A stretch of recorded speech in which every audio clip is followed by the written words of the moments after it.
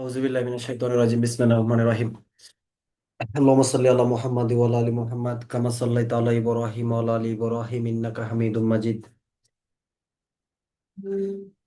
আল্লাহুম্মা বারিক আলা মুহাম্মাদি ওয়া আলা আলি মুহাম্মাদ কামা বারাকতা আলা ইব্রাহিম ওয়া আলা আলি ইব্রাহিম ইন্নাকা হামিদুম মাজিদ রব্বি জিদনি ইলমা রব্বি জিদনি ইলমা রব্বি জিদনি ইলমা রব্বি ইশরাহ লি সাদরি ওয়া ইয়াসসির লি আমরি ওয়াহলুল উকদাতাম মিন লিসানি ইয়াফকাহু কাওলি শুনতে পাচ্ছি না?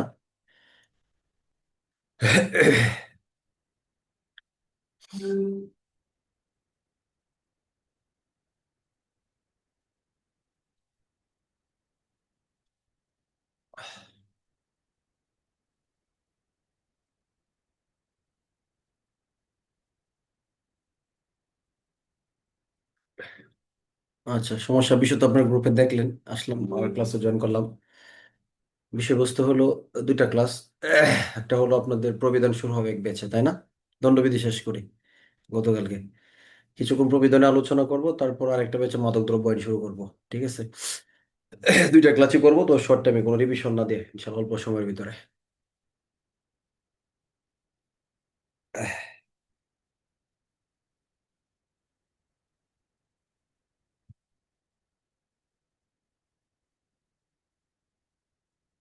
পুলিশ প্রবিধান বা পিআরবি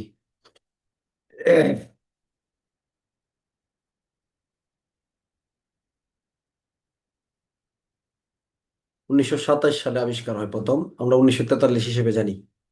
1943 হিসেবে জানি। প্রবিধানের শুরুতে একটা কথা বলতে হবে, এটা খুবই জরুরি কথা। এটা হলো আপনার এমসিকিউ পরীক্ষা মোটামুটি প্রস্তুতি যারা নেয় তাদের ফার্স্ট পেল নির্ধারণ করে প্রবিধানের উপরে। হ্যাঁ, মানে এমসিকিউ পরীক্ষা পাস করবে না ফেল করবে, এটা আপনার যারা 30, 31, 32 পায়, 28, 29, 30 পায়, এই লেভেলটার ভিতরে নির্ভর করে প্রবিধানের জায়গাটা। কারণ আপনার 50টা এমসিকিউ এর মধ্যে 12টা, 13টা, 11টা, মিনিমাম 10টা এমসিকিউ হয় শুধু পুলিশ প্রবিধান থেকেই, পিআরবি থেকেই। ঠিক আছে? এর ভিতরে দেখবেন যদি 12টা হয়, দেখবেন 10টা আপনারা ক্লাসে পরীক্ষা দিয়েছেন, শুনছেন ইনশাল্লাহ এরকম হয়ে গেছে, বা 11টা একটা বিচ্ছিন্ন ঘটনা করতে পারে। কমন জায়গাগুলো থেকেই হয় মূলত। বিচ্ছিন্ন হয়তো একটা বা দুইটা হইতে পারে, কিন্তু ম্যাক্সিমাম কমন জায়গাগুলো থেকেই থাকে আর কি। 1290টা বিধি আছে সর্বমোট। কয়টা? 1290টা বিধি আছে। দুইটা খণ্ডে বিভক্ত হয়। প্রবিধানের যেটা আপনাদের ইয়ে আছে, ভাষ্য,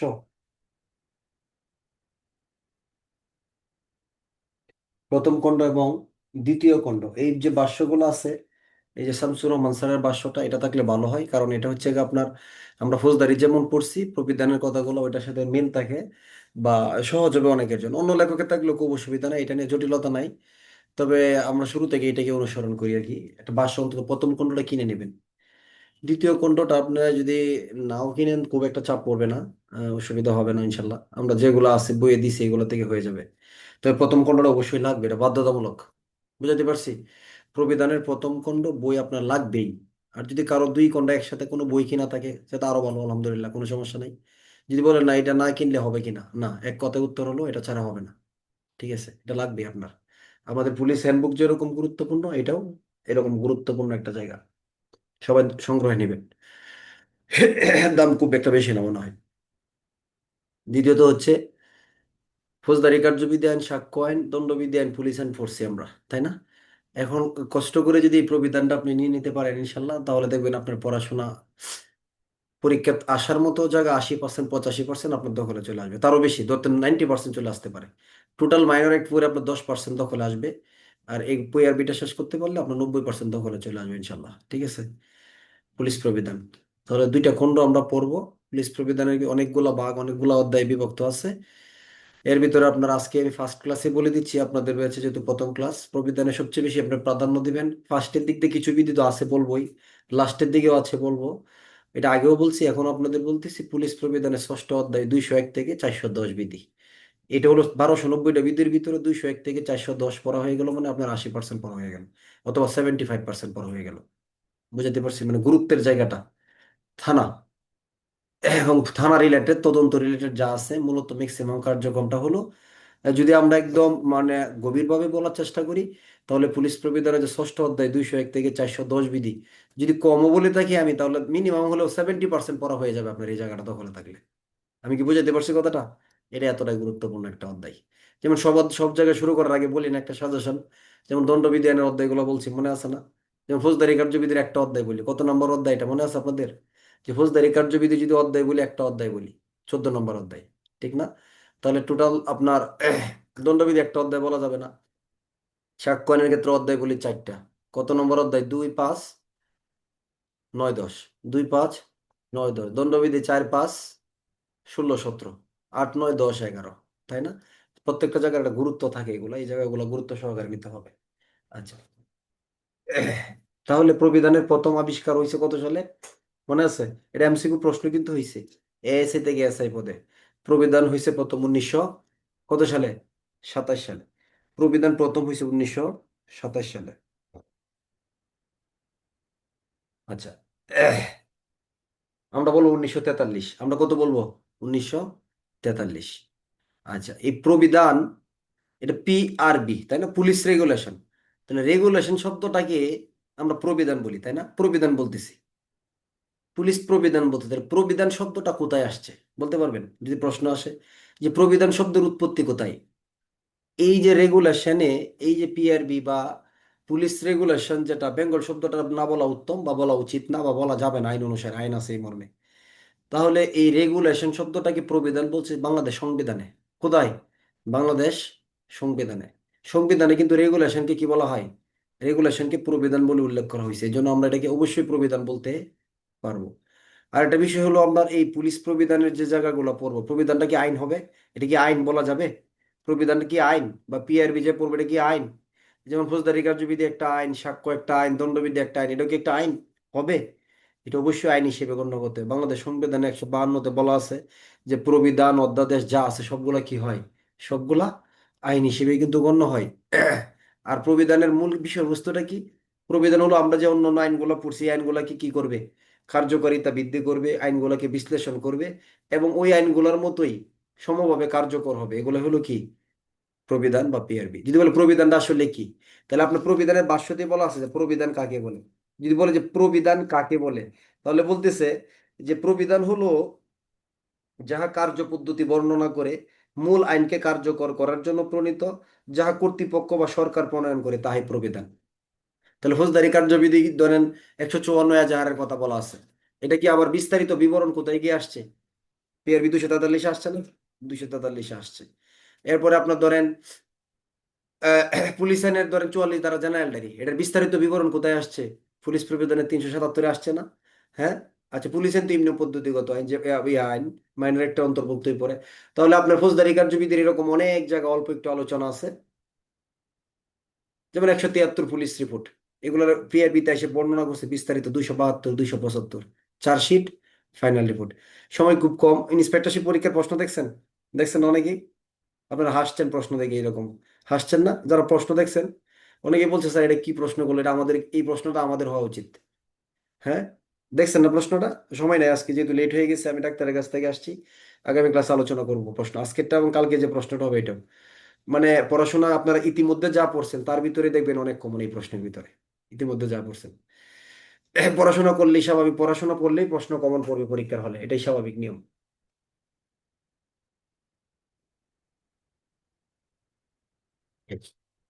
কালকে মনে করে দিয়েন আজকের প্রশ্ন এবং আগামীকালকে যেটা আছে, দুইটা একসাথে আলোচনা, সময় লাগবে একটু যদিও বা, তবে আলোচনা করবো আলোচনা করা উচিত। কারণ এখান থেকে কিছু প্রশ্ন আপনাদেরও হবে, জানেন এটা? ইন্সপেক্টরশিপের যে প্রশ্ন হয়েছে এখান থেকে কিছু প্রশ্ন আপনাদের পরীক্ষাতে হবে, মনে করবেন এটা সাজেশন আপনাদের জন্য। হবেই হবে, এতে কোনো সন্দেহ নাই। প্রতি বছরই হয়, এটা অনেকে জানে না। এটা অনেকে জানে না, আবার আপনারাও ওইটা আবার আনুষ্ঠানিকতা করে কাউকে বললেন না, ঠিক আছে? কিন্তু মনে রাখবেন ইন্সপেক্টরশিপে যে প্রশ্নগুলো হয়, পরবর্তী আপনাদের বিভাগীয় পদোন্নতি পরীক্ষার এখান থেকে বেশ কিছু প্রশ্ন যুক্ত হয়ে যায়। আচ্ছা, তাহলে প্রবিধান কাকে বললে আমরা বুঝলাম। প্রবিধান প্রথম হয়েছে 1927 সালে। তারপরে প্রবিধান 1943 আমরা বলবো পিআরবি। আর পিআরবি না লিখে আমরা পুলিশ প্রবিধান লিখবো। আর এটা হচ্ছে আপনার আবিষ্কার হচ্ছে কোথা থেকে? পুলিশ আইন থেকে। কোথা থেকে? পুলিশ আইন থেকে এটার আবিষ্কার। পুলিশ আইনের কত ধারা? 2 ধারা। হ্যাঁ, পুলিশ আইনের কত ধারা থেকে পিআরবির আবিষ্কার? তাহলে পুলিশ আইনের 4টা ধারা অনুসারে পিআরবির আবিষ্কার। পুলিশ আইনের 2, পুলিশ আইনের 3, 7 এবং 12 বলাই আছে প্রবিধানে যে পুলিশ আইনের 2, 3, 7 এবং 12 ধারা যা আছে, এটা পুলিশ আইনের 2, 3 এবং 7 এবং 12 ধারা অনুসারে প্রবিধান কি হয়? গঠিত হয়। প্রবিধানে বলা আছে এই কথাগুলো।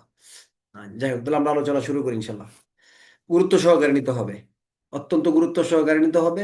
তবে যে জায়গাগুলো গুরুত্ব বলা হবে ওগুলো অবশ্যই গুরুত্ব সহকারেই নিবেন, আমরা গুরুত্ব দিয়ে আলোচনা করব। আর যেগুলো একটু কম গুরুত্বপূর্ণ আপনারা বুঝতে পারবেন ক্লাসে। আর অনেকে আপনার আগের ব্যাচে পড়ে আসছেন কিছুটা, এটা আমি মনে করতেছি না যে পড়ছেন। তবে যারা পড়ছেন, কষ্ট করে জয়েন করছিলেন, তাদের জন্য অনেকটা সুবিধা হবে। ঠিক আছে, কারণ রিপিট হয়ে যাবে, কিন্তু আপনাদের জন্য একটা প্লাস পয়েন্ট আছে। আপনারাও হয়তো ইনশাল্লাহ যদি আল্লাহ তৌফিক দেয়, পরে আরেকটা ব্যাচ আছে আপনাদের জানেন, ওই ব্যাচও আপনারা প্রবিধানটা আবার পাবেন, কিন্তু ওইটার আশা আপনারা করবেন না, কারণ এখান থেকে কমপ্লিট করতে হবে। প্রবিধানের এক বিধিতে আমরা কিছু সংজ্ঞা পড়বো। হ্যাঁ, সংজ্ঞাগুলো একদম সিম্পল সংজ্ঞা। এখানে আপনার সংজ্ঞা আকারে হওয়ার মতো খুব গুরুত্বপূর্ণ সংজ্ঞা হবে এরকমটা না, তবে হতে পারে। যেমন পুলিশ প্রবিধানের 1-এ হলো superintendent of police. Police super কাকে বলে? হ্যাঁ, পুলিশ সুপার আসলে কি? তাহলে পুলিশ সুপার কে বোঝায়? দায়িত্বে থাকলে অতিরিক্ত পুলিশ সুপার হইতে পারে। থানার ভারপ্রাপ্ত কর্মকর্তা যদি দায়িত্বে থাকে, ওনার নিম্নে নয়, অর্থাৎ একজন পুলিশ ইন্সপেক্টর পদমর্যাদার নিম্নে পর্যায়ের নয়, সাব ইন্সপেক্টর নয়, কিন্তু ইন্সপেক্টর যদি হইতে পারে, তারাও যদি অনুপস্থিত দায়িত্ব পালন করে, তারাও কি হইতে পারে? সুপারিনটেন্ডেন্ট অফ পুলিশ হইতে পারে।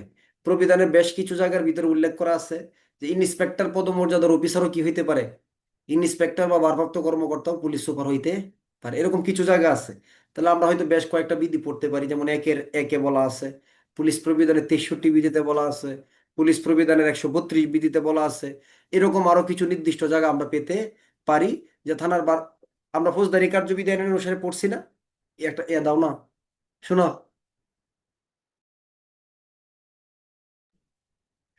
ফৌজদারি কার্যবিধি আইন আমরা পড়ছি না? পুলিশ সুপার ওসি হইতে পারে, দায়িত্ব পাইতে পারে, মনে আছে? কত? ফৌজদারি কার্যবিধির 551 দ্বারা হইতে পারে। প্রবিধানে এসে 63 বিধিতে বলতেছে ইন্সপেক্টর বা ভারপ্রাপ্ত কর্মকর্তা পুলিশ সুপারের দায়িত্ব পাইতে পারে। প্রবিধানের 132 অনুসারেও পারে। প্রবিধানের একের যে বিধিটা আছে, এই জায়গা অনুসারেও কি করতে পারে? থানার ভারপ্রাপ্ত কর্মকর্তাও, থানার একজন ইন্সপেক্টর পদমর্যাদার নিম্নে নয় এমন অফিসারকে সুপারিনটেন্ডেন্টের দায়িত্ব দেওয়া যেতে পারে। 1-2 হলো অফিসারগণ। তাহলে অফিসারগণ কারা? অফিসারগণ হলে পুলিশের যে কোনো কর্মচারীকে বোঝাবে। তাহলে আমি কনস্টেবল, আমি এসআই, আমি সাব ইন্সপেক্টর, আমরা কর্মচারী না? পুলিশের যে কোনো কর্মচারীকে কি বোঝাবে? তাহলে অফিসারগণ বোঝাবে। ঠিক আছে। পুলিশ প্রবিধানের 1-3 অধস্তন পুলিশ অফিসার, এটা পুলিশ আইনের সাথে একটু সাংঘর্ষিক। পুলিশ আইনে বলতেছে ডেপুটি সুপারিনটেন্ডেন্ট অফ পুলিশের নিম্নে। আর প্রবিধানের পুলিশ আইনে কি বলছে? থানার ভারপ্রাপ্ত কর্মকর্তার নিম্নে। হ্যাঁ, ইন্সপেক্টরের নিম্নে, সরি, ইন্সপেক্টরের নিম্নে পিআরবি অনুসারে।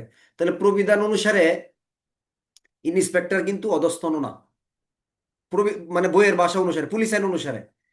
আর প্রবিধান বা পিআরবি অনুসারে কার নিম্নে? এএসপির নিম্নে যারা, তার মানে একজন ইন্সপেক্টরও কি নিম্নপদস্থ বা অধস্তন পুলিশ কর্মচারী। ঠিক আছে। এগুলো 1-2-3 আলাদাভাবে আপনি না পড়লেও চলবে, কোনো অসুবিধা নাই। তাহলে 1-1 সুপারিনটেন্ডেন্ট বলতে সুপারিনটেন্ডেন্ট, অতিরিক্ত সুপারিনটেন্ডেন্ট, বিশেষ পরিবর্তে একজন ইন্সপেক্টরকে বোঝাবে বিশেষ পরিস্থিতিতে। 1-2 হলো সকল কর্মচারী অফিসারগণ হিসেবে গণ্য হবে। 3 হলো অধস্তন বা নিম্ন পদস্থ পুলিশ কর্মচারী বলতে ডেপুটি সুপারিনটেন্ডেন্ট পুলিশের নিম্নে যারা, তাদেরকে বোঝাবে। 5 হলো রিজার্ভ অফিস, পুলিশ সুপারের সেই অফিস যাহা পুলিশ লাইনে অবস্থিত। রিজার্ভ অফিস সবসময় কোথায় থাকবে? এটা মহানগর এলাকায় হোক, মহানগর এলাকার বাহির হোক, জেলায় হোক, রিজার্ভ অফিস সবসময় কোথায় থাকে? পুলিশ লাইনেই থাকে। এখানে 2টা সংজ্ঞা আছে 1-এর পাশে, রিজার্ভ অফিস আর একটা হলো কি? Police office. তাহলে একটা হলো পুলিশ লাইনে অবস্থিত, এটা হলো রিজার্ভ অফিস।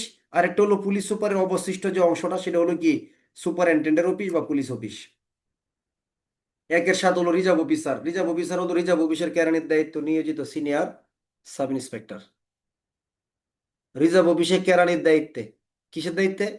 কেরানির দায়িত্বে নিয়োজিত সিনিয়র যে সাব ইন্সপেক্টর, সে হলো কি? Reserve officer. 8-এ হলো এসকর্ট কমান্ডার, একটি রক্ষী দলের যিনি প্রধান, তাকে বলা হয় এসকর্ট কমান্ডার। প্রবিধানের কত বিধি? একের 8 বিধি। হলো কোর্ট অফিসার, কোর্ট পুলিশের দায়িত্বে প্রাপ্ত যে অফিসার তাকে বলা হয় কোর্ট অফিসার। তাহলে এই সংখ্যাগুলো আমরা একটু আংশিকভাবে মনে রাখার চেষ্টা করবো। একের 1 2 3 4 5 মনে না করলেও চলবে। এক। তবে এখানে যে গুরুত্বপূর্ণ কথাগুলো একটু আবার বলতেছি নেন। একের 1 পুলিশ সুপার, এটা খুব গুরুত্বপূর্ণ না। একের 2 সকল কর্মচারী অফিসারগণ, এটা আমরা সবাই জানার জন্য সাধারণ একটা একটা অনুভূতি থেকে আমরা জানি যে আমরা অফিসার, সবাই যেন বুঝতে পারি যে সকল কর্মচারী কি হয়, অফিসার। অথবা আপনি অফিসার দাবি করতে পারেন নিজেকে, কোনো সমস্যা নাই।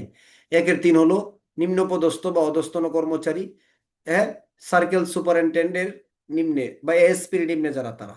একের 5 হলো পুলিশ লাইনে অবস্থিত পুলিশ সুপারের অফিস। তাহলে রিজার্ভ অফিস কার অফিস? রিজার্ভ অফিসারের অফিস, সার্কেল অফিসারের অফিস, নাকি পুলিশ সুপারের অফিস? এটা হলো পুলিশ সুপারের অফিস।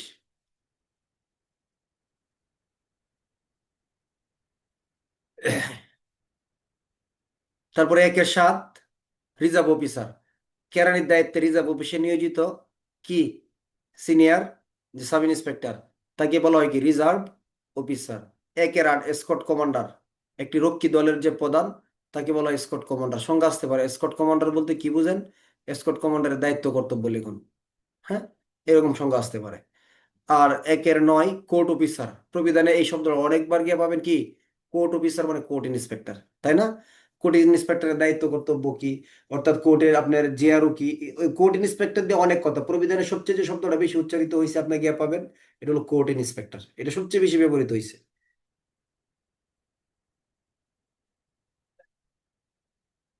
আচ্ছা, এই সংখ্যাগুলো নিয়ে চাপ নেওয়ার কোনো প্রয়োজন নাই, ঠিক আছে? তেমন একটা চাই, আমরা রিভিশন দিতে দিতে ইনশাল্লাহ ক্লিয়ার হয়ে যাবে। পুলিশ প্রবিধানের 2 3 এই বিধিগুলো কার জন্য? বাংলাদেশের সকল নাগরিকের জন্য প্রযোজ্য? বাংলাদেশের সকল সরকারি কর্মচারীর জন্য প্রযোজ্য, নাকি শুধুমাত্র পুলিশের জন্য প্রযোজ্য? তাহলে পুলিশ প্রবিধানের 2 3 বিধিতে বলতেছে আমরা যে এই বিধিগুলো পড়বো, এগুলা কার জন্য? শুধুমাত্র পুলিশ বাহিনীর জন্য প্রযোজ্য হবে। শুধুমাত্র পুলিশ বাহিনীর ক্ষেত্রে কি হবে? প্রযোজ্য হবে। 2 এবং 3 আমরা একসাথে পড়বো।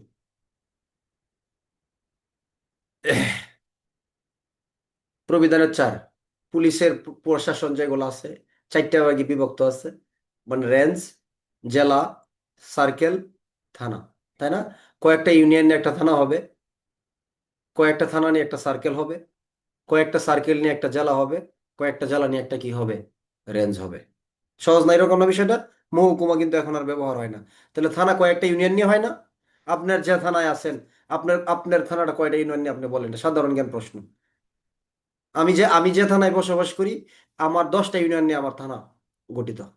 আমার যে থানা নেত্রকোনা সদর থানা 10টা ইউনিয়ন নিয়ে গঠিত। আপনি বলেন আপনার থানাটা কয়টা ইউনিয়ন নিয়ে গঠিত? এটা প্রশ্ন। পারেন? পারবেন? সবাই পারছেন? সবাই পারবেন না আমার বিশ্বাস। কেউ কেউ হয়তো জানো না যে আমার ইউনিয়ন, আমার থানায় যে কটা ইউনিয়ন আছে আমি নাও জানতে পারি। তো সবকিছু জানতে হবে কিন্তু, ঠিক আছে? আচ্ছা। আচ্ছা, যাই হোক, তাহলে কয়েকটা থানা নিয়ে একটা ইউনিয়ন নাকি, না কয়েকটা ইউনিয়ন নিয়ে একটা থানা? কয়েকটা ইউনিয়ন নিয়ে একটা থানা। এরপরে কয়েকটা থানা নিয়ে একটা কি হয়, জেলা নাকি সার্কেল? প্রথম সার্কেল হবে, কয়েকটা সার্কেল নিয়ে হবে একটা জেলা, আর কয়েকটা জেলা নিয়ে একটা কি হবে? রেঞ্জ হবে। আগে আমরা একটা বড় রেঞ্জে ছিলাম, ঢাকা রেঞ্জ। 17টা জেলা নিয়ে এখন আমরা ছোট রেঞ্জ হয়ে গেছি, 4টা জেলা নিয়ে একটা রেঞ্জ, ময়মনসিংহ রেঞ্জ, ঠিক আছে? আগে ছিলাম ঢাকা রেঞ্জ। যাই হোক, তাহলে এটা হলো পুলিশের কি, আপনার প্রশাসনিক যে এলাকা বা বিভাজনটা, এটা হলো পুলিশ প্রবিধানের কত 4। এগুলো সাধারণ আলোচনা আর কি, সামনে গিয়ে আসবে প্রবিধানটা, আসলে কিন্তু ভালো লাগবে। যদি আপনাদের সাথে এরকম কেউ পরিচিত থেকে থাকে যে আগের ব্যাচে পিআরবি পড়ছে, দেখবেন তারা বলবে যে কোন আইন পড়ে সবচেয়ে বেশি মজা পাইছেন। তারাও বলবে যে প্রবিধান পড়ে সবচেয়ে বেশি ভালো লাগছে, ঠিক আছে? এবং প্রবিধান পড়ে ভালো লাগাটাই স্বাভাবিক, কারণ আপনি এখানে এত কিছু জানবেন যেগুলো ফৌজদারিতে একটু আংশিক আংশিক শুনে আসছেন। দেখবেন এগুলোর বিস্তীর্ণ আলোচনা, গভীরতা এই জায়গাগুলোতে, ঠিক আছে? গভীরতা এখানে। এবং আপনার প্রবিধানে প্রশ্ন হতে পারে, প্রশ্ন এমসিকিউ হবে, লিখিত হবে। লিখিত পরীক্ষার প্রশ্ন মিস হওয়ার আশা করি ইনশাল্লাহ কোনো সম্ভাবনা নাই, আমরা যেগুলো পড়াবো। এমসিকিউ 12 13টা যদি চলে আসে, একটা মিস হইলে হয়ে যেতে পারে, এটা নিয়ে আমরা তো টেনশন করবো না, তাই না? কিন্তু আবার বলতেছি, অনেকে পরে জয়েন করছেন, 12 13 14টা পর্যন্ত এমসিকিউ হয়ে যায় শুধু পিআরবি থেকে। তবে 10-এর নিচে না কিন্তু। এই সমীকরণটা হলো এরকম। তার মানে কতটুকু গুরুত্বপূর্ণ, আপনি আইন টাইন সবকিছু মিলে কতগুলা পড়বেন, এক পিআরবি থেকে যদি এভারেজ 12-13টা হয়ে যায়, তাহলে অনেক গুরুত্বপূর্ণ একটা জায়গা না, অনেক গুরুত্বপূর্ণ একটা জায়গা কিন্তু। আর যখন প্রবিধান পড়া শেষ হয়ে যাবে, ধরেন আপনার এখন সময় নাই, তাহলে কি পড়বেন, নির্দিষ্ট কিছু বিধি আছে এগুলো টাচ করবেন, আর সময় কম, ষষ্ঠ অধ্যায়টা আপনি পুরোটা একটা রিভিশন দিয়ে দিবেন, দেখবেন হালকা লাগবে। 201 থেকে 410 মূল পড়া হচ্ছে এখানে, 201 থেকে 410। এর বাইরে কিছু, এর আগেও কিছু গুরুত্বপূর্ণ বিধি আছে, এগুলো আমরা বলবো, আপনারা বুঝতেই পারবেন। পুলিশ প্রবিধানের 5, এখানে দুইটা কথা বলা আছে। একটা হলো কি অধস্তন ফাঁড়ি, আর একটা হলো টাউন আউটপোস্ট। অধস্তন ফাঁড়ি এবং টাউন আউটপোস্ট, তাহলে দুইটা সংজ্ঞা আকারে আসতে পারে, যে টাউন আউটপোস্ট বলতে কি বুঝেন, অধস্তন ফাঁড়ি বলতে কি বুঝেন। তাহলে থানার অধীনস্থ প্রত্যন্ত পল্লী এলাকায়, তাহলে থানার আওতাধীন বা থানার অধীনস্থ প্রত্যন্ত পল্লী এলাকায় থানার সাথে সহজে যোগাযোগ রক্ষা করার জন্য সম্ভবপর না হয় প্রতিষ্ঠিত ফাঁড়ি। অধস্তন মানে কি থানার অধীনে পল্লী এলাকায় যেন থানার সাথে যোগাযোগ সরাসরি তো রক্ষা করা সম্ভব না, তাই না? তাহলে ওইখানে ফাঁড়িগুলা থাকবে, যেন তারা বিভিন্ন কার্যক্রমগুলো জিডি নিয়ে আইন শৃঙ্খলার কাজগুলো করতে পারে। এটা কি কি বলা হয়, অধস্তন ফাঁড়ি। এমসিকিউ প্রশ্ন হয়েছে কিন্তু, অধস্তন ফাঁড়ি। আর এটা হলো কি টাউন আউটপোস্ট। কি টাউন আউটপোস্ট, এই দুইটা থেকে প্রশ্ন হয়েছে এমসিকিউ, অধস্তন ফাঁড়ি এবং টাউন আউটপোস্ট, দুইটা থেকে এমসিকিউ প্রশ্ন বিভাগীয় পরীক্ষায় হওয়া।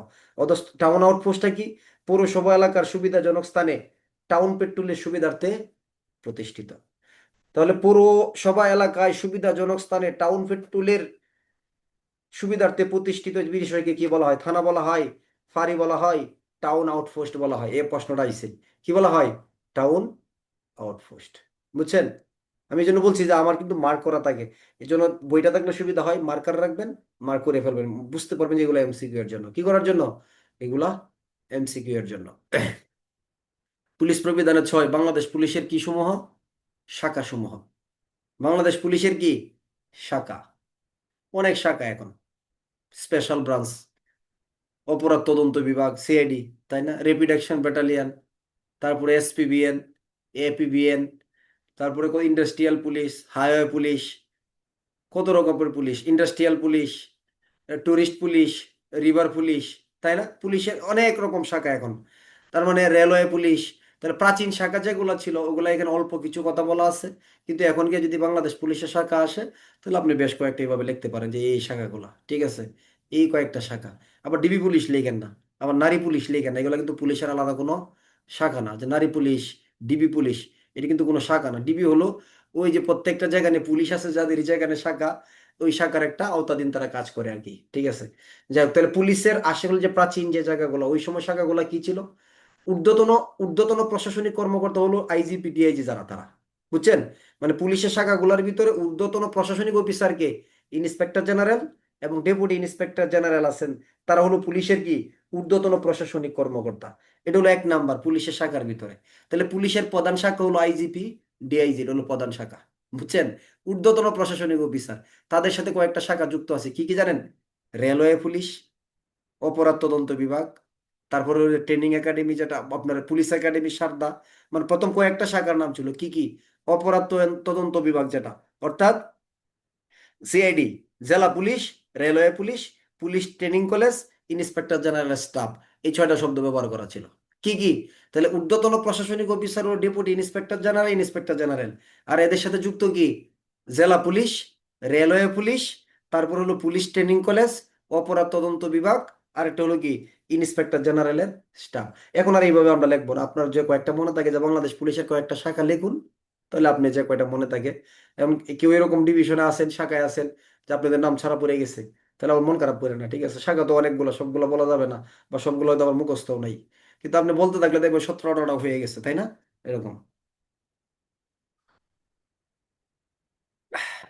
দোয়া করে আরো নতুন নতুন শাখা হোক, পদোন্নতির জন্য জায়গা সৃষ্টি হোক, তাই না, দোয়া করেন এরকম শাখা হইতে থাকুক। পুলিশ প্রবিধানের আমরা পরবর্তীতে একদম মাঝখানে যে বিধিগুলো আছে, এখন কোনো টাচ করার কোনো দরকারই নাই এগুলা, আমরা একদম সরাসরি চলে যাব পুলিশ প্রবিধানের। এদিকে মাঝখানে 14, 15, 16 কয়েকটা বিধি থাকে, পত্র যোগাযোগ, পুলিশ সুপারের সাথে জেলা ম্যাজিস্ট্রেটের সম্পর্ক টম্পর্ক, এগুলো নিয়ে প্রশ্ন হয় না সাধারণত, এই কষ্টটা আমরা করব না। পুলিশ প্রবিধানের 30 বিধি, সকল আদালত ম্যাজিস্ট্রেটের প্রতি পুলিশ অফিসার কি করবেন, সম্মান দেখাবেন, হ্যাঁ। ম্যাজিস্ট্রেট এবং আদালত যে কোনো হোক, এটা নির্বাহী ম্যাজিস্ট্রেট হোক, বিচারিক ম্যাজিস্ট্রেট হোক, দায়রা আদালত হোক, ম্যাজিস্ট্রেট আদালত, সকল আদালত এবং ম্যাজিস্ট্রেটের প্রতি পুলিশ অফিসার কি দেখাবেন? সম্মান দেখাবেন। কে বলছে এটা? প্রবিধানে বলছে। তবে ম্যাজিস্ট্রেট যদি কোনো অবিচার করে পুলিশের সাথে, করতে পারে না? করতে পারে কি না? যদি কোনো অবিচার করে, যদি কোনো ধরনের বৈষম্য করে, তাহলে এই বিষয়টা কি করতে হবে? জেলা ম্যাজিস্ট্রেটকে অবগত করতে হবে। বা কোনো আদালত যদি পুলিশের প্রতি অবিচার করে, তাহলে পুলিশ সুপার বিষয়টা কি করবেন? জেলা ম্যাজিস্ট্রেটকে অবহিত করবেন। ঠিক আছে? তাহলে শুধু আমরা এইটুকু মনে রাখবো যে পুলিশ অফিসার সকল আদালত এবং ম্যাজিস্ট্রেটের প্রতি কি করবেন? সম্মান প্রদর্শন করবেন। 30, পুলিশ প্রবিধানের 31 বিধি হলো কার সাথে সম্পর্ক রাখবেন? পাবলিক প্রসিকিউটরের সাথে, পিপি বা জিপি, জেনারেল প্রসিকিউটর বা পাবলিক প্রসিকিউটর বা সরকারি উকিল যারা আছে, বা এপিপি যারা আছে, অ্যাসিস্ট্যান্ট প্রসিকিউটর, তাদের সাথে কেন সম্পর্ক রাখবেন? কারণ পুলিশের পক্ষের মামলাগুলা, পুলিশের বিভিন্ন মামলার সম্মুখীন হইতে হয়। এই মামলাগুলোর ক্ষেত্রে আইনগত সহায়তা নেবেন। আইনগত কি করবেন? আইনগত সহায়তা বা পরামর্শ নেওয়ার জন্য কি করবেন? এই পাবলিক প্রসিকিউটরের সাথে সম্পর্ক বজায় রাখবেন। ঠিক আছে? পাবলিক প্রসিকিউটর যে আইনগত সহায়তা করবে পুলিশ মামলাগুলোর জন্য, এই জন্য তাদেরকে ফি দিতে হবে না? ফি দিতে হবে? দেওয়া লাগবে না? না? আচ্ছা, যাই হোক। তাহলে সহজ কথা হলো, পুলিশ প্রবিধানের 31 বিধি হলো কার সাথে সম্পর্ক? পিপি বা জিপি, অর্থাৎ সরকারি উকিল বা রাষ্ট্রীয় উকিলের সাথে কি করবেন? পুলিশ অফিসার সম্পর্ক বজায় রাখবেন। পুলিশ প্রবিধানের কত বিধি? 31 বিধি। অনুরূপ পরামর্শ গ্রহণের জন্য কোনো ধরনের ফি দেওয়ার কি নাই? কোনো প্রয়োজন নাই। পুলিশ প্রবিধানের 31। 32, পঞ্চায়েত চেয়ারম্যান মেম্বার যারা আছে ইউনিয়ন পরিষদের, তাদের সাথে কি করবেন? সম্পর্ক বজায় রাখবেন। কেন রাখতে হবে? চেয়ারম্যানের সাথে সম্পর্ক না রাখলে অসুবিধা কি? অনেক অসুবিধা আছে। এলাকার অপরাধের তথ্য টথ্য যেগুলো আছে, পঞ্চায়েত প্রধান, ইউনিয়ন পরিষদের চেয়ারম্যান মেম্বার, তাদের কাছ থেকে কি করা যায়? নেওয়া যায়। তাদের কাছ থেকে সহযোগিতা পাওয়া যায়। এই জন্য এগুলো বড় আলোচনা করে কোনো লাভ নাই। সহজ কথা, চেয়ারম্যান মেম্বার, ইউনিয়ন পরিষদ, পঞ্চায়েত, পঞ্চায়েত তো এখন আর নাই। অর্থাৎ চেয়ারম্যান মেম্বারদের সাথে কি করবেন? সুসম্পর্ক বজায় রাখবেন। পুলিশ প্রবিধানের কত বিধি? 33 বিধি। এবং গ্রাম পুলিশের, তাহলে গ্রাম পুলিশ, পঞ্চায়েতের, ইউনিয়ন পরিষদের চেয়ারম্যান মেম্বার যারা আছেন, তাদের সাথে কি করবেন? সুসম্পর্ক বজায় রাখবেন। 32 বিধি। 33 বিধি আবার গুরুত্বপূর্ণ প্রশ্ন, 33 থেকে বিভিন্ন রকম প্রশ্ন আসবে। যে আপনার জনসাধারণের সাথে পুলিশের সম্পর্ক কিরকম হওয়া উচিত, এই মর্মে প্রশ্ন আসতে পারে। পুলিশের সফলতার ভিত্তি কি, এরকম প্রশ্ন আসতে পারে। তারপর জনসাধারণের সাথে সম্পর্ক, জনসাধারণের সাথে জনসাধারণের সাথে সম্পর্ক উন্নয়নে একটি নীতিমালা প্রস্তুত করুন। 1 মিনিট, 1 মিনিট, 1 মিনিট প্লিজ।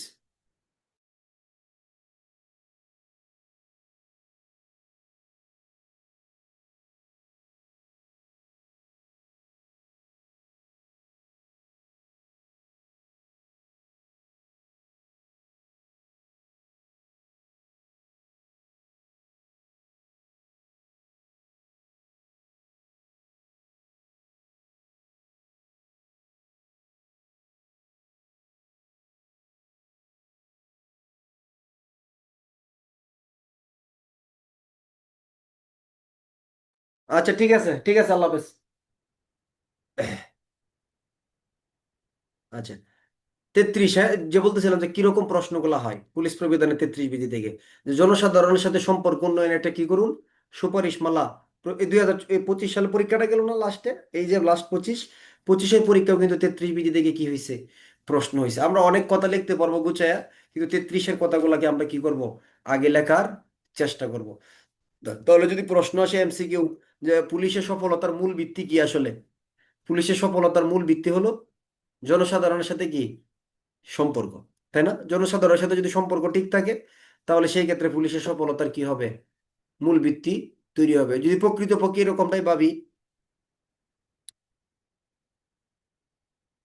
যদি আসলে জনসাধারণের সাথে পুলিশের সম্পর্ক সুন্দর থাকতো, তাহলে আগস্টের এই চিহ্ন কি আমাদের দেখতে হইতো বলেন তো? দেখা লাগতো? প্রকৃতপক্ষে বলেন, এটা কোনো রাজনৈতিক কথা না, বাস্তব চিন্তা। যদি জনসাধারণের সাথে সম্পর্ক আমাদের আসলেই সুন্দর হইতো, তাহলে কিন্তু এরকম চিহ্ন না হইতে পারতো। কিন্তু আসলে সম্পর্কটা কিন্তু এরকম রাখা হয় না। এরকম রাখা হয় না। অনেকে চায়, বা অনেকেই হয়তো এরকমটা। স্যার, আসসালামু আলাইকুম স্যার।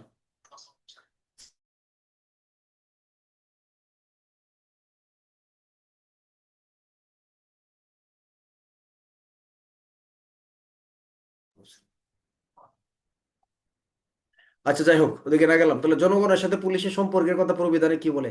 সর্বদা মিষ্টভাষী বা সদালাপি হইতে হবে। মিষ্টভাষী কি হইতে হবে? সদালাপি হইতে হবে, মানে ভালো আচরণ করতে হবে। 33-এর কতে বলতেছে গিয়া কি করা যাবে না? নিষ্ঠুরতা বদমেজাজি পরিহার করতে হবে, খারাপ ব্যবহার খারাপ আচরণ করা যাবে না। গতে গিয়ে বলতেছে যে যদি একের ক এবং খ ভালো ব্যবহার না করেন এবং খারাপ আচরণ করেন তাহলে অসুবিধা কি?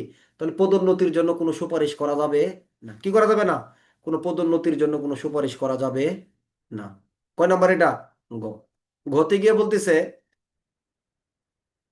যে ঊর্ধ্বতন পদের পুলিশ অফিসারের সাথে জনসাধারণ দেখা করতে চাইলে তাদেরকে কি করতে হবে?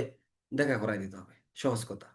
আর উমতে গিয়ে বলতেছে শিক্ষানবিশ পুলিশ অফিসার যারা আছেন বা শিক্ষানবিশ সহকারী সুপারিনটেন্ডেন্ট যারা আছেন তাদেরকে কি করতে হবে? তাদেরকে আপনার জনগণের সাথে বা সম্মানিত ব্যক্তিদের সাথে কিভাবে আচরণ করতে হবে, ভদ্রতা প্রদর্শন করতে হবে, এগুলোর বিষয়ে গুরুত্ব আরোপ করিবেন এবং অনুরূপ ব্যক্তিদের সঙ্গে ভদ্রতা প্রদর্শনের প্রয়োজনীয়তা লিখিবেন এবং অনুরূপ ব্যক্তিদের সঙ্গে ভদ্র ব্যবহার উপযুক্ত প্রশিক্ষণ দেবেন। তার মানে কি? ওই শিক্ষানবিশকালে তাদেরকে শিক্ষা দিবেন, হ্যাঁ, জনসাধারণ বা আপনার জনসাধারণের সাথে অথবা সম্মানিত বা ভদ্র ব্যক্তিদের সাথে কিরকম ব্যবহার করতে হয় শিখাবেন, লেখাবেন এবং প্রশিক্ষণ দেওয়া হবেন। ঠিক আছে? এটা হলো কত? ও, তাহলে আমরা একদম সিম্পলি পাঁচটা কথা মনে রাখবো। মিষ্টভাষী, সদালাপি বা ভালো আচরণ করতে হবে, ক। নিষ্ঠুরতা বদমেজাজি পরিহার করতে হবে, মানে খারাপ ব্যবহার করা যাবে না। তাহলে বললেন প্রথমে বলছে ভালো ব্যবহার করতে হবে, পরে আবার কি বলছে? খারাপ ব্যবহার করা যাবে না। যদি এই দুইটার ব্যতয় ঘটে, যদি এই দুইটার ভিতরে কেউ অসুবিধা, এই দুইটা নিয়ম অমান্য করে, তাহলে তার পদোন্নতির জন্য কোনো সুপারিশ করা যাবে না। আর জনসাধারণের সাথে অবাধে দেখা করাই দিতে হবে অফিসারদের সাথে দেখা করতে চাইলে। আর উন্নতি কি? শিক্ষানবিশ সহকারী পুলিশ সুপার যারা আছেন বা তাদেরকে কি করতে হবে? ট্রেনিং সেন্টারে শিখাইতে হবে কিভাবে আচরণ করতে হয়, শিখাইতে হবে, প্রশিক্ষণ দিতে হবে। ঠিক আছে? এখন এগুলো আমরা লিখবো। এরপরে আমরা যখন প্রশ্ন করবো আরো অনেক কথা, যে আপনার এই জনসাধারণের সাথে আচরণ করতে গিয়ে কি কি করতে হবে। মিথ্যা মামলায়, হ্যাঁ, কাউকে গ্রেপ্তার করা যাবে না, কারোর বিরুদ্ধে মিথ্যা মামলা করা যাবে না, তাই না? তারপরে অন্যায়ভাবে কাউকে চালান দেওয়া যাবে না, হেফাজতে নির্যাতন করা যাবে না, নারী শিশুর ক্ষেত্রে কিরকম আচরণ করতে হবে বা শিশুর ক্ষেত্রে কিরকম আচরণ করতে হবে, তাই না? আপনার মানে অনেক কথা আমরা পরে গিয়ে যুক্ত করে ফেলবো, কিন্তু হাইলাইটস করতে হবে কোন বিধিটাকে? 33 বিধিটাকে আমাদের কি করতে হবে? এটাকে প্রাধান্য দিতে হবে কিন্তু। পুলিশ প্রবিধানে 34 অবসরপ্রাপ্ত পুলিশ অফিসারের সাথে সম্পর্ক রাখতে হবে, কেন? কি কারণে? তাদের মন ভালো রাখার জন্য বলছে, যে তাদের মন ভালো থাকবে এই কারণে। এটা না, এটার একটা স্বার্থ আছে কিসের জন্য? তাদের অভিজ্ঞতাকে কাজে লাগায় কি করবেন? ডিপার্টমেন্টের কার্যক্রম চালানোর জন্য, তাই না? অর্থাৎ অবসরপ্রাপ্ত অফিসার যারা আছেন তাদের অভিজ্ঞতাকে কাজে লাগানোর জন্য কি করতে হবে? তাদের সাথে সুসম্পর্ক বজায় রাখতে হবে এবং তাদের একটা রেজিস্টার কোথায় থাকবে? থানায়, সার্কেল অফিসে, না পুলিশ সুপারের অফিসে? অবসরপ্রাপ্ত পুলিশ অফিসার রেজিস্টার পুলিশ সুপারের অফিসে একটা কি করতে হবে? সংরক্ষণ করতে হবে। পুলিশ প্রবি এর এমসিকিউ প্রশ্ন হতে পারে কিন্তু। পুলিশ প্রবিধানের কত বিধি? 34 বিধি। কত বিধি? 34 বিধি। এখন আপনি প্রাথমিকভাবে তো এইভাবে পড়তে পারেন। আদালত ম্যাজিস্ট্রেটের প্রতি সম্মান প্রদর্শন সম্পর্ক রাখা, 30। উকিল সরকারি উকিলের সাথে সম্পর্ক, 31। চেয়ারম্যান মেম্বার চৌকিদারের সাথে সম্পর্ক, 32। জনগণের সাথে সম্পর্ক, 33। অবসরপ্রাপ্ত পুলিশ অফিসারের সাথে সম্পর্ক, 34। আইজিপি স্যারের সাথে সম্পর্ক, 35। নাকি? না, আইজিপি স্যারের সাথে সম্পর্ক না। 35 হলো আইজিপি মহোদয়ের কি? ক্ষমতা। আইজিপি মহোদয়ের ক্ষমতা পুলিশ প্রবিধানের কত বিধি? 35 বিধি। 35 হলো আইজিপির ক্ষমতা, 36 হলো ডিআইজি স্যারের ক্ষমতা, 37 হলো পুলিশ সুপারের ক্ষমতা। জানেন? পুলিশ প্রবিধানের তিনটা বিধি পাশাপাশি।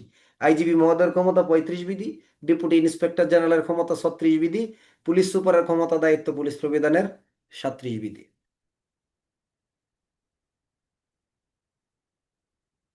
কিন্তু আমরা এখানে 35 পড়লেই হবে। 35 তো আগে পড়ে আসছি, আমরা পড়ছি না? রমজান ভাই, সুনামগঞ্জ আমার বাড়ির পাশের লোক। তাহলে কোথায় পড়ছি? ফৌজদারি কার্যবিধি আইনের 12 ধারা, পুলিশ আইনের 5, পুলিশ প্রবিধানের কত বিধি? 35 বিধি। 12, 5, 35। এখন আমি যদি প্রশ্ন করি যে 12, 5, 35 ঠিক আছে, তাহলে 12, 5, 35-এর ক্ষেত্রে পুলিশ প্রবিধানের 35টা কি ফৌজদারির 12 ধারার সাথে রিলেটেড একদম, নাকি পুলিশ আইনের 5-এর সাথে রিলেটেড একদম? কোনটা বলেন তো? একটা বলতে হবে, দুইটা বলতে পারবেন না। পুলিশ প্রবিধানের 35টা একদম রিলেটেড হলো পুলিশ আইনের 5 ধারার সাথে। পুলিশ আইনের 5-এ বলা আছে আইজিপি মহোদয় বাংলাদেশের যে কোনো জেলায়, সকল জেলায় একজন ম্যাজিস্ট্রেটের কি পূর্ণ ক্ষমতার অধিকারী। কিসের অধিকারী? পূর্ণ ক্ষমতার অধিকারী। তাহলে শর্ত সাপেক্ষে, শর্তটা কি? এই পুলিশ প্রবিধানের 35-এর যে ক্ষয়ের শর্তটা, তিনি কি কি শর্তে এই ক্ষমতাটা প্রয়োগ করতে পারবেন? তিনি শুধুমাত্র অপরাধ দমন, আইন শৃঙ্খলা রক্ষা এবং ম্যাজিস্ট্রেটের অনুপস্থিতি অপরাধীকে খুঁজে বের করার জন্য তিনি কি করতে পারবেন? এই ক্ষমতাটা বের করতে, প্রয়োগ করতে পারবেন। তাহলে অপরাধ দমন, আইন শৃঙ্খলা রক্ষা বা কোনো অপরাধীকে গ্রেপ্তারের প্রয়োজনে, সকল ক্ষেত্রে কিন্তু পারবেন না। পারবেন? এখন এলাকার ভিতরে একটা ম্যাজিস্ট্রেট, একজন ম্যাজিস্ট্রেটের, উপজেলা নির্বাহী অফিসারের অনেক ক্ষমতা থাকে, বিভিন্ন রকম তার ক্ষমতা থাকে। এলাকার ভিতরে আপনার ম্যাজিস্ট্রেট চেয়ারম্যানদের সাথে বিভিন্ন রকমের যোগাযোগ, বিভিন্ন ধরনের ভাতা দেয় না এগুলা, হ্যাঁ, তার তার মাধ্যমে হয়। এই ক্ষমতা তো আইজিপি স্যার ওইখানে গিয়ে প্রয়োগ করতে পারবে না, এই জন্য নির্দিষ্ট কিছু কি দেয়া আছে, ক্ষেত্র দেয়া আছে এখানে। যাই হোক, আর 35-এর কথা আরেকটা বিষয় মনে রাখবেন যে পুলিশ হেডকোয়ার্টার কর্তৃক থেকে সরকারের নির্দেশে বা বিভিন্নভাবে যে আদেশগুলো হয়, আদেশগুলোকে কি আদেশ বলা হয়? এগুলাকে পুলিশ আদেশ বলা হয়। পুলিশ প্রবিধানে 35-এর কতে বলা আছে। কিন্তু কি আদেশ? স্ট্যান্ডিং আদেশ যে তাৎক্ষণিকভাবে হবে, স্ট্যান্ডিং অর্ডার করতে পারবেন, এগুলোকে সাধারণত পুলিশ গেজেটে প্রকাশ করতে হবে। আর এই বিষয়গুলোকে কি করতে হবে? পুলিশ আদেশ হিসেবে কি করতে হবে? গণ্য করতে হবে। ঠিক আছে? যাই হোক, তাহলে 35টা আপনি মনে রাখবো পুলিশ আইনের 5। আর ফৌজদারি কার্যবিধির 12 ধারাটা কেন এখানে আসছে? যদি বলা যে ফৌজদারি কার্যবিধি 12 ধারাটা, 12 ধারাতে হলো ম্যাজিস্ট্রেটের ক্ষমতা দেওয়া যায়। এমসিকিউ প্রশ্ন বললেন, এখন তো অনেকদিন দেরি হয়ে গেছে, দেখি মনে আছে কিনা, যে ম্যাজিস্ট্রেটের ক্ষমতা যে ফৌজদারি কার্যবিধির 12 ধারা দেওয়া যায়, এটা কি নির্বাহী ম্যাজিস্ট্রেটকে দেওয়া যায় না বিচারিক ম্যাজিস্ট্রেটকে দেওয়া যায়? এটা বলেন তো দেখি। নির্বাহী ম্যাজিস্ট্রেটকে না বিচারিক?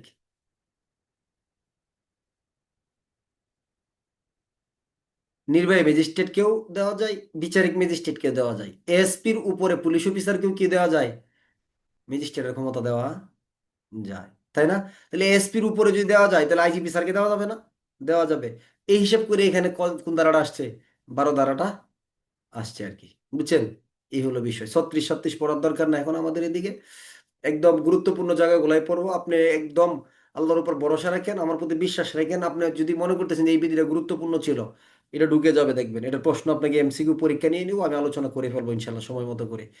কিন্তু আপনি টেনশন করেন, আমি যে বিধিগুলো পড়াচ্ছি শুধু এগুলো ধরে রাখেন।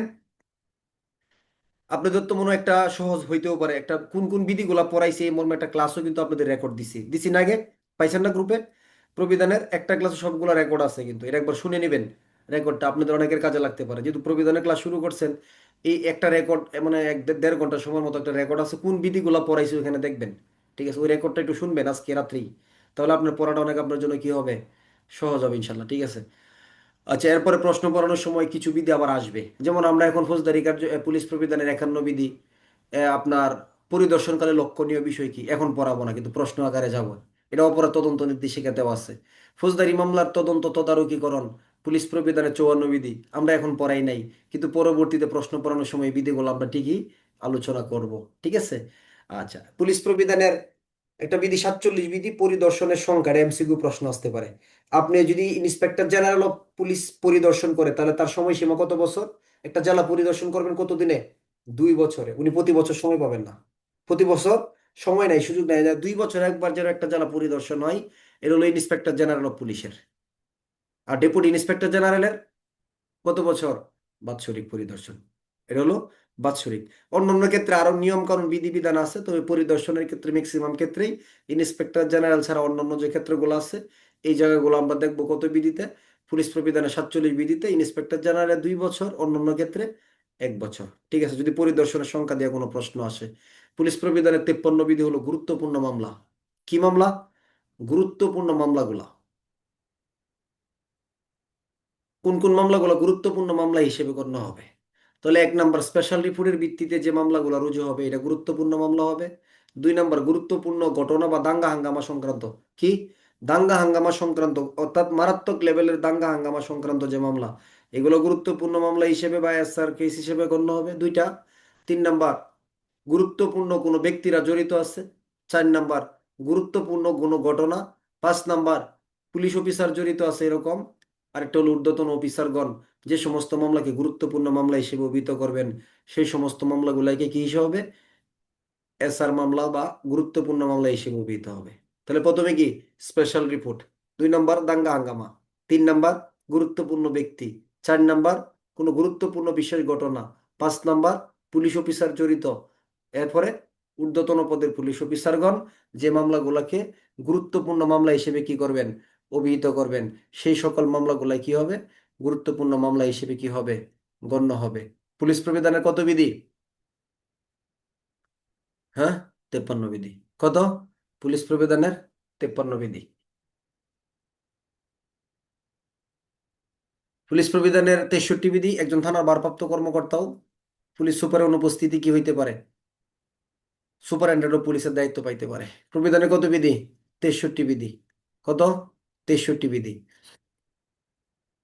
এই দিক থেকে প্রথম বিধির দিকে পড়ানোর ক্ষেত্রে 33-এর পরে যদি পরবর্তী থেকে এটা গুরুত্বপূর্ণ কোনো বিধি হইতে পারে, তাহলে সেই ক্ষেত্রে এটা হবে প্রবিধানের 68 বিধি। কত বিধি? পুলিশ প্রবিধানের 68 বিধি। খুব প্রশ্নের সাথে যুক্ত বিধি হইতে পারে। 68 ক কেসডারি কে কে দেখতে পারেন? 1 নাম্বার তদন্তকারী কর্মকর্তা, 2 নাম্বার থানার ভারপ্রাপ্ত কর্মকর্তা, 3 নাম্বার ভারপ্রাপ্ত কর্মকর্তার উপরের officer, 4 number court officer, 5 number police সুপারের অফিসে কোনো অফিসার বা কেরানি, 6 নাম্বার পুলিশ সুপারের নির্দেশে অন্য কোনো ব্যক্তি। প্রশ্ন আসতে পারে কেস ডায়েরি কে কে দেখতে পারেন, কে কে কেস ডায়েরি কি করতে পারেন, দেখতে পারেন। পুলিশ প্রবিধানের কত বিধি?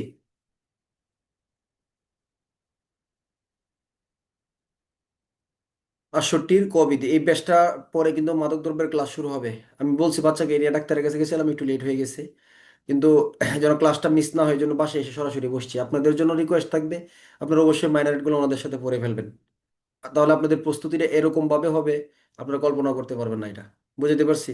2বার পাচ্ছেন তাদের সাথে, কিন্তু এই বিষয়টা যারা সিনিয়ররা এই সুযোগটা হয়তো চাপ মুক্ত ভাবে পাবে, আপনাদের একটু চাপ হবে নিতে, কিন্তু তারপরেও চেষ্টা করবেন। মানে ক্যাপচার করার দরকার নাই, ওটা ক্লাসের বাইরে গিয়ে আলাদা পড়ার দরকার নেই, কিন্তু শুনে যাবেন শুধু কথাগুলো। বুঝাইতে পারছি? শুধু শুনে যাবেন, তাহলে পরের বার গিয়ে দেখবেন আপনার কাছে খুব ভালো লাগবে। ঠিক আছে? আচ্ছা, যা বলতেছিলাম, তাহলে 68 ক কেসডারি কে কে দেখতে পারেন? তদন্তকারী কর্মকর্তা 1, থানার ভারপ্রাপ্ত কর্মকর্তা 2, ভারপ্রাপ্ত কর্মকর্তার উপরে মানে এসপি, এডিশনাল এসপি তারা, তাই না? কোর্ট অফিসার 4, এসপি অফিসে যারা আছে রিডার, পুলিশ এসপি অফিসের অন্যান্য অফিসার যারা আছে তারা, পুলিশ সুপারের নির্দেশে অন্য কোনো ব্যক্তি। 68 ক, 68 ক হতে হলো কেসডারি police officer, police super, police officer ব্যতীত অন্য কোনো ব্যক্তিকেও কি করতে পারেন, কেসডারির দায়িত্ব প্রদান করতে পারেন। অর্থাৎ পুলিশ সুপার যদি চায়, পুলিশ সুপার যদি ইচ্ছা করেন, তাহলে তিনি কি করতে পারেন, এই কেসডারি বিষয় সম্পর্কে তিনি পুলিশ অফিসার ব্যতীত, তিনি পুলিশ অফিসার ব্যতীত অন্য যে কোনো লোককে কেসডারির দায়িত্ব ইচ্ছা করলে কি করতে পারেন, দিতে পারেন। 68 কেসডারি কে হেফাজত করবেন? প্রত্যেক পুলিশ অফিসার তাহার নিকট রক্ষিত মামলার ডায়েরি নিরাপদ হেফাজতের জন্য দায়ী থাকবেন। তাহলে আপনি সাব ইন্সপেক্টর, মামলা তদন্তকারী কর্মকর্তা, কেসডারি কে লিখতেছেন আপনি। এখন কেসডারির কোনো অসুবিধা হয়েছে, আপনি বলবেন এই কনস্টেবল দায়ী, থানার মুন্সি দায়ী হবে? আপনি যদি কেসডারি লিখতেছেন, এটা হেফাজত সংরক্ষণের জন্য দায়িত্ব কার? লিপিবদ্ধকারী অফিসারেরই, তাই না? তাহলে কেসডারি কে লেখে, যদি এমসিকিউ প্রশ্ন আসে, ক সাব ইন্সপেক্টর, খ ইন্সপেক্টর, গ থানার ভারপ্রাপ্ত কর্মকর্তা, ঘ তদন্তকারী কর্মকর্তা। তাহলে উত্তর কি হবে? তদন্তকারী কর্মকর্তা। যে তদন্ত করবে সেই কেস ডায়েরি কি করবে, লিপিবদ্ধ করবে। এরপরে হলো পুলিশ প্রবিধানের 68-র ঘ। এটা একাধিকবার এমসিকিউ প্রশ্ন হয়েছে। কেস ডায়েরি কি গোপন দলিল নাকি প্রকাশিত দলিল? কেস ডায়েরি এটা গোপন দলিল হিসেবে গণ্য হবে। কতদিন পর্যন্ত? মামলা নিষ্পত্তি না হওয়া পর্যন্ত। নাকি মামলা নিষ্পত্তি না হওয়া পর্যন্ত? না, মামলা আপিল সহ নিষ্পত্তি না হওয়া পর্যন্ত কেস ডায়েরি একটা গোপন দলিল হিসেবে কি হবে, গণ্য হবে। মামলা আপিল সহ নিষ্পত্তি না হওয়া পর্যন্ত কেস ডায়েরি একটা গোপন দলিল হিসেবে গণ্য হবে। পুলিশ প্রবিধানের 68-র ঘ। কেস ডায়েরির এক স্থান থেকে অন্য স্থানে প্রেরণ প্রক্রিয়া। তাহলে মামলার ডায়েরি কিভাবে সংরক্ষণ করবেন? কেস ডায়েরি কি করতে হবে, তালাবদ্ধ করে রাখতে হবে। ডাকযোগে বা অন্য কোনোভাবে অফিসারের নিকট যদি কেস ডায়েরি পাঠাতে হয়, তাহলে খামে বন্ধ করে পাঠাইতে হবে। এর উপর কি শব্দটা লিখতে হবে, মামলার ডায়েরি শব্দটা কি করতে হবে, লিপিবদ্ধ করতে হবে। মামলার ডায়েরি শব্দটা লিপিবদ্ধ করতে হবে। এটা এমসিকিউ প্রশ্নের জন্য হইতে পারে। তো কেস ডায়েরি কিভাবে রাখতে হবে, তালাবদ্ধ করে রাখতে হবে। ডাকযোগে বা অন্য কোনো মাধ্যমে যদি পাঠান, কোনো স্থানে খামের ভিতরে করে পাঠাইতে হবে। খামের উপরে কি লিখবেন, রাষ্ট্রীয় দলিল, গোপন দলিল, নাকি কেস ডায়েরি? কেস ডায়েরি বা মামলার ডায়েরি শব্দটা কি করতে হবে, লিপিবদ্ধ করতে হবে। 68 কত? হুম, 68 বলতেছে যে এখানেও কিছু বলা আছে যে কেস ডায়েরি যার কাছে প্রেরণ করা হবে, যে সকল ক্ষেত্রে কেবলমাত্র জাহান নামে ঠিকানা লিখে পাঠানো হবে, সেই অফিসার ব্যতীত আর কেউ মামলার ডায়েরি কি আম কি করতে পারবে না, খুলতে পারবে না। তাহলে কেস ডায়েরি ধরেন কোর্ট অফিসার বরাবর গেছে, তাহলে আপনি নান্নু মিয়া পাঠাইছেন কারা বরাবর? কোর্ট অফিসার কাশেম আলী বরাবর। তাহলে শুধুমাত্র কোর্ট অফিসারই মামলা ডায়েরি খাম কি করতে পারবে, খুলতে পারবে, অন্য কেউ খুলতে পারবে না। জায়গা এত দূর পর্যন্ত যাওয়া লাগবে না, এখানে প্রশ্নগুলো গুরুত্বপূর্ণ কি কি। কেস ডায়েরি কে কে দেখতে পারেন? 68 ক। কেস ডায়েরি কে সংরক্ষণ করবেন? গ, কখন পর্যন্ত গোপন দলিল হবে? আপিল সহ মামলার চূড়ান্ত নিষ্পত্তি না হওয়া পর্যন্ত গোপন দলিল। কিভাবে সংরক্ষণ করবেন? তালাবদ্ধ করে রাখবেন। কিভাবে? খামের ভিতরে পাঠাবেন। উপরে কি লিখবেন? মামলার ডায়েরি শব্দটা লিখবেন। আর বড় প্রশ্নের জন্য যদি হয়, আমরা 68 কথা আগে কিন্তু পড়ছিলাম ফৌজদারি পড়ার সময়, পড়ি নাই? কত? ফৌজদারি কার্যবিধির 172-এর সাথে 4টে বিধি পড়ছিলাম। একটা হলো 68 বিধি, একটা হলো কেস ডায়েরির হেফাজত বা সংরক্ষণ, 263 বিধি কেস ডায়েরির প্রতিপাদ্য বিষয়, 264 কেস ডায়েরি লিপিবদ্ধ করার পদ্ধতি, 442 কেস ডায়েরি উপস্থাপন সংক্রান্ত কি বিধান। তাই না? আজকে 68 পর্যন্তই পড়াবো, এর বেশি আর যাবো না। ঠিক আছে, পুলিশ প্রবিধানের তাহলে যেগুলো আমরা পড়াইছি, 1-এর 1 হলো পুলিশ সুপার, 1-এর 2 হলো অফিসারগণ, 1-এর 3 হলো নিম্নপদস্থ বা অধস্তন পুলিশ কর্মচারী, 1-এর 5 হলো রিজার্ভ অফিসার, 7 হলো রিজার্ভ, 1-এর 5 হলো রিজার্ভ অফিস সুপারিনটেন্ডেন্ট অফিস, 1-এর 7 হলো রিজার্ভ অফিসার, 1-এর 8 হলো স্কট কমান্ডার, 1-এর 9 হলো কোর্ট অফিসার। 2-3 এগুলা পুলিশ বাহিনীর জন্যই কি হবে? প্রযোজ্য হবে। 4-এ হলো প্রশাসন, জেলা, সরি রেঞ্জ, জেলা, সার্কেল, থানা। 5-এ হলো টাউন আউটপোস্ট এবং অধস্তন ফাঁড়ি। 6 হলো বাংলাদেশ পুলিশের কি সমূহ? শাখাসমূহ। বাংলাদেশ পুলিশের শাখাসমূহ। সকল আদালত ম্যাজিস্ট্রেটের প্রতি সম্মান প্রদর্শন করবেন। কত বিধি? 30 বিধি। পিপিজিপি পাবলিক প্রসিকিউটরের সাথে আইনগত মামলা পরিচালনার জন্য সাহায্য নেবেন, তাদের সাথে সম্পর্ক বজায় রাখবেন, 31 বিধি। পঞ্চায়েত, গ্রাম প্রধান বা চেয়ারম্যান মেম্বারের সাথে সম্পর্ক বজায় রাখতে হবে, তথ্য নেওয়ার জন্য, তথ্য নেওয়ার জন্য 32 বিধি। জনসাধারণের সাথে ভালো আচরণ করতে হবে বা সম্পর্ক সর্বদা মিষ্টভাষী সদালাপি। খ, নিষ্ঠুরতা বদমেজাজি পরিহার করতে হবে। খ,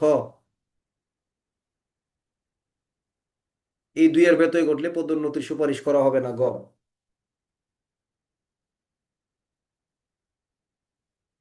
দেখা করায় দিতে হবে। দেখা করাই দিতে হবে না ঊর্ধ্বতন অফিসারের সাথে।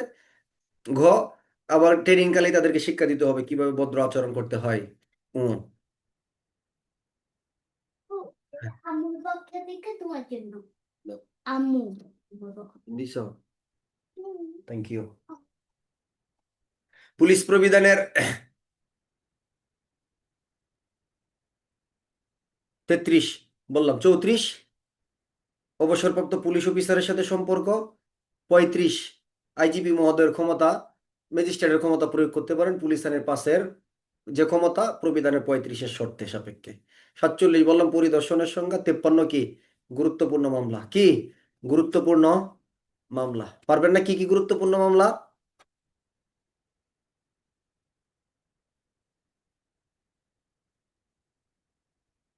জানো। গুরুত্বপূর্ণ মামলাগুলা কি বলেন আপনারা?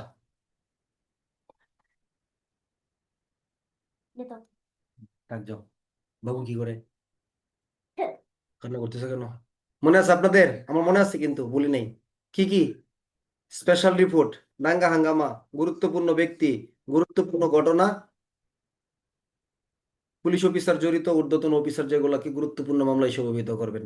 63 সুপারিনটেন্ডেন্ট অফ পুলিশের দায়িত্ব ভারপ্রাপ্ত কর্মকর্তাও পাইতে পারেন।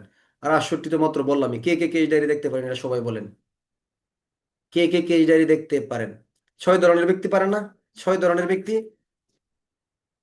6 ধরনের ব্যক্তি দেখতে পারেন, এটা বলেন কি কি? তদন্তকারী কর্মকর্তা, থানার ভারপ্রাপ্ত কর্মকর্তা, ভারপ্রাপ্ত কর্মকর্তার উপরের কর্মকর্তা, কোর্ট অফিসার, পুলিশ সুপারের অফিসার, অফিসার যারা আছে বা কেরানি তারা, হ্যাঁ, অফিসারের নির্দেশে অন্য যে কোনো ব্যক্তি কি করতে পারেন? কেস ডায়েরি দেখতে পারেন। কত হলো পুলিশ সুপার অন্য ব্যক্তিকেও দায়িত্ব দিতে পারেন। গতে হলো কে হেফাজত করবেন, সংরক্ষণ করবেন। গতে হলো আপিল সহ নিষ্পত্তি না হওয়া পর্যন্ত কি হবে? গোপন দলিল হিসেবে গণ্য হবে, উন্মতগুলো তালাবদ্ধ করে রাখবেন, ইত্যাদি ইত্যাদি। আগামী ক্লাসে আমরা পুলিশ প্রবিধানের পরবর্তী আশটি বললাম না, 69 থেকে শুরু করব। পুলিশ প্রবিধানের 69 থেকে শুরু করে আমরা পুলিশ প্রবিধানের 100, আপনাদের খুব দ্রুত শেষ হবে। আগের ব্যাচটাতে একটু সময় লাগছে, আপনাদের মানে ফাঁকি দিয়ে পড়াবো এরকমটা না, কিন্তু আমার জন্য তো একটু ইজি হয়ে গেছে না, একবার যেহেতু পড়াই ফেলছি, তাই না, 1 বছর পরে পড়ছি, তাহলে আপনাদের জন্য সহজ হবে। আগামী ক্লাসে আমরা পুলিশ প্রবিধানের 69 থেকে 121 বিধি পর্যন্ত এগিয়ে আসবো। কত? 69 থেকে 121 বিধি দেখবো ইনশাল্লাহ। তাহলে মাইনর একটার ক্লাস আছে মাদকদ্রব্য গুরুত্বপূর্ণ আইন, 5 মিনিট পরে শুরু করবো। আমি বাসায় এসেই সরাসরি বসছি এখানে, 5 মিনিট সময় চেয়ে নিলাম, 5 মিনিট পরে লিঙ্ক দিলে সবাই জয়েন করবেন ইনশাল্লাহ। তারপর একটা চা খেয়ে নিন আপনারা। ঠিক আছে, আল্লাহ হাফেজ, আসসালামু আলাইকুম রহমতুল্লাহি বরকাতুহ।